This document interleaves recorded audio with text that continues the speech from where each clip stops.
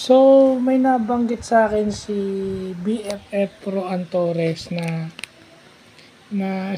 yung may mga scoliosis daw na hindi na classified as PWD. Oo, kasi may levels. Based under the examination of a license or bona fide uh, neurologist o neurologist kasi sa spine yun neurons.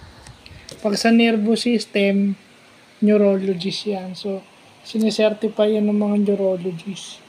Yung scoliosis lalo na sa mga babae. So, kung 50 degrees na yung yung yung level ng scoliosis mo, yung degenerative na thoracic, lumbar, degenerative, yun yung mga types ng scoliosis na based on what I've read, yung 50 degrees na yung pero pag yung mga normal scoliosis lang, hindi naman makaklasify na PWD yun.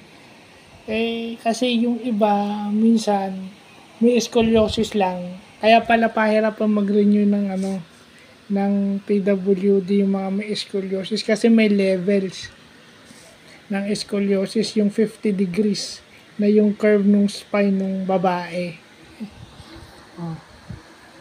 Masyado kasing yung iba pagka diba? Pero dapat doon, hinihintay yung doktor na makapagsabi na